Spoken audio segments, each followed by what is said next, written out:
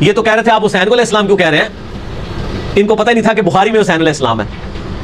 تو الٹا اب ماشاءاللہ یہ حالت ہو گئی ہے کہ ہمیں اہل حدیث مولا علی علیہ السلام لکھا ہے صحیح بخاری میں انٹرنیشنل نمبر کے مطابق 6318 نمبر حدیث ہے تسبیح فاطمہ والی.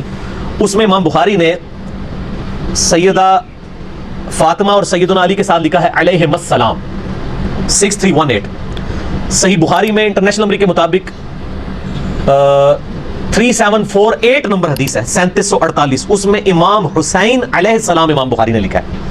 اسلام 360 جو اینڈرائڈ ایپ ہے حدیث کی وہ کھول کے دیکھ لیں آپ کو علیہ السلام مل جائے گا.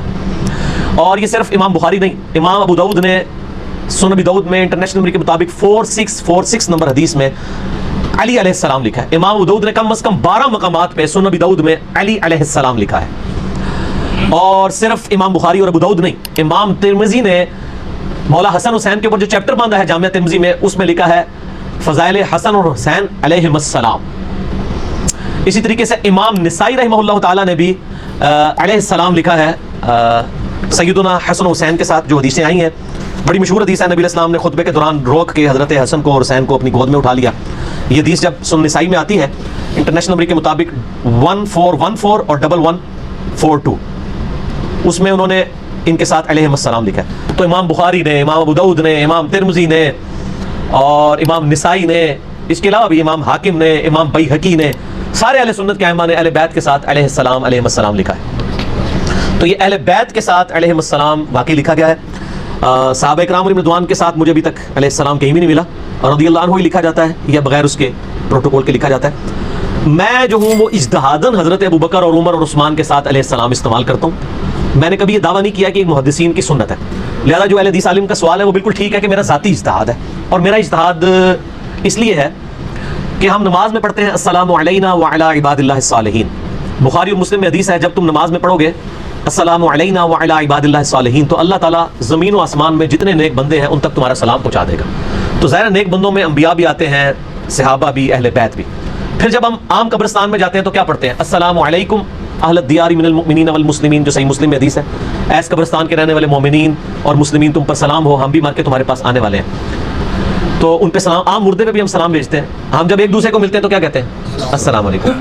تو یہ سنی شیعہ کا مسئلہ ہی نہیں تھا, یہ سنیوں نے زیادہ اس مسئلے کو خراب کر کے انہوں نے تو اہل بیت کے ساتھ علیہ السلام نکالنے کو بھی لگانے کو بھی شیعہ کہنا شروع کر دیا.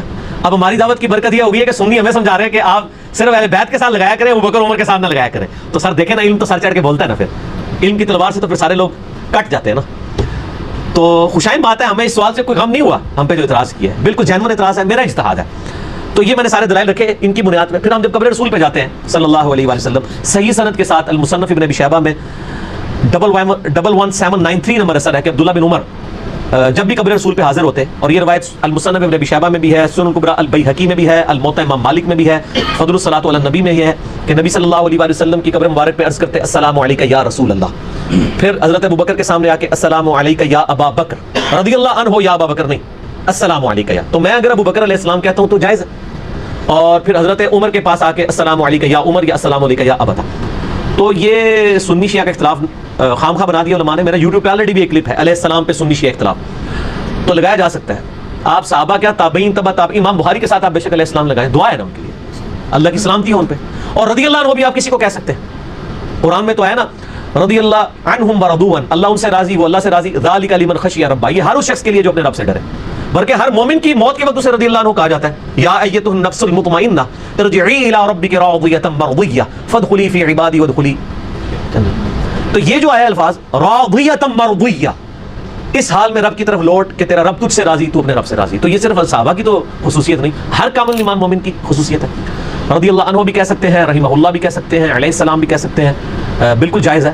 اور امہات المومنین کے ساتھ سلام اللہ علیہا کہا جا سکتا ہے. اگرچہ امام بخاری نے صرف حضرت فاطمہ کے ساتھ علیہ السلام لکھا ہے اور کسی کے ساتھ نہیں لکھا, سیدہ عائشہ کے ساتھ نہیں لکھا, اور کسی بیوی کے ساتھ نہیں لکھا, حضور کی بیٹی کے ساتھ ہی لکھا ہے. لیکن اجتہاداً یہ جائز ہے.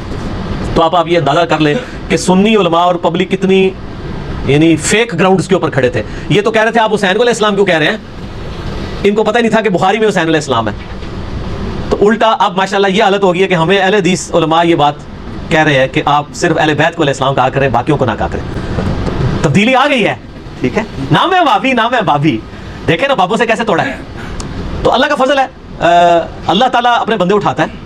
جو لوگ سچائی لوگوں کو بتاتے ہیں، جس لیول کے اوپر بےمانیاں ہوئی ہیں الحمدللہ ہم نے ہائی لائٹ کی ہیں. میرے بھائی آج ہماری دعوت کیوں پھیل گئی ہے؟ لوگوں کی تنظیمیں ہیں، فرقے ہیں، پارٹیاں ہیں، 50 سال سے تقریریں کر رہے ہیں، ان کے سبسکرائبر 1-1.5 لاکھ ہوتے ہیں. ہمارے ایک سال کے اندر 2 لاکھ پلس ہوئے ہیں ماشاءاللہ، 3 لاکھ کے قریب پہنچ چکے ہیں. جبکہ ہر فرقہ کہہ رہا ہے علی کو نہیں سننا، لیکن جو سنتا ہے کہہ رہا ہے علی نہیں سننا اور کسی کو نہیں سننا. آیتیں ہو گئی علی علی، ٹھیک ہے، وہ اسی لیے ہوگی سچائی کی وجہ سے. اور الحمدللہ نہ ہم نے چندہ بک بنائی، نہ فرقہ لانچ کیا، نہ کسی سے کوئی چیز مانگی، نہ کوئی مسجد ادا کی. انہی کے پیچھے نمازیں پڑھتے ہیں، انہی کی گالیاں بھی کھاتے ہیں جمعے کے خطبوں میں، ان کے پیچھے نمازیں بھی پڑھتے ہیں، کیونکہ حسین کے ماننے والے ہیں نا. مولا حسن حسین مروان کے پیچھے نمازیں پڑھتے تھے جبکہ وہ حضرت علی پہ ممبر پہ لعنت کر رہا ہوتا تھا. تو لوگ کہتے تھے کہ آپ باپ پہ لعنت ہو رہی ہے، وہ کہتے تھے بس حکمرانوں کے پیچھے نماز پڑھنی ہے، یہ نبی کا حکم ہے بس، باقی اس کے مال اس کے ساتھ.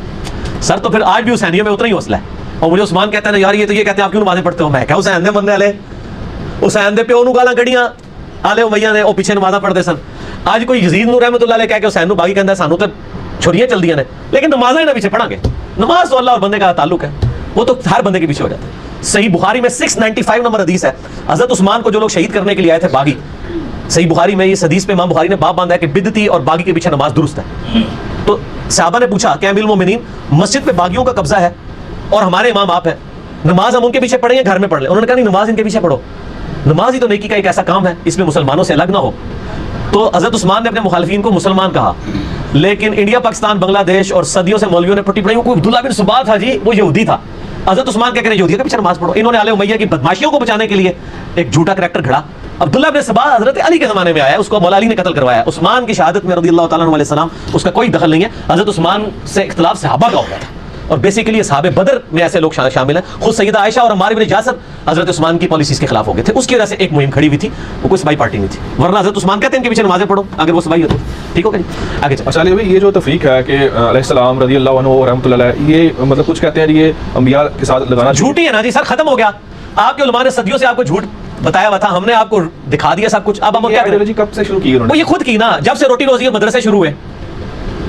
ورنہ امام بخاری کے زمانے میں یہ مدرسے روٹی روزی اور ایران سعودیہ ہوتے تو اس زمانے میں بھی یہ پنگے شروع ہو جاتے. اس زمانے میں تو نہیں تھے نا، تبھی انہیں کتابوں میں لکھا ہوا ہے اسلام. بعد میں یہ معاملے شروع ہوئے نا، تو ہم تو صرف لوگوں کو بتا سکتے ہیں نا. یہ تفریقات کوئی تفریقات نہیں تھی، یہ بعد میں انہوں نے گھڑی ہیں. اور اس حوالے سے میں بریلویوں کو ایج دیتا ہوں کہ بریلویوں کو اس بات کی سمجھ ہے. بریلوی تو شیخ عبد القادر جیلانی کو بھی رضی اللہ عنہ کہتے ہیں، اور ویسے دیوبند نے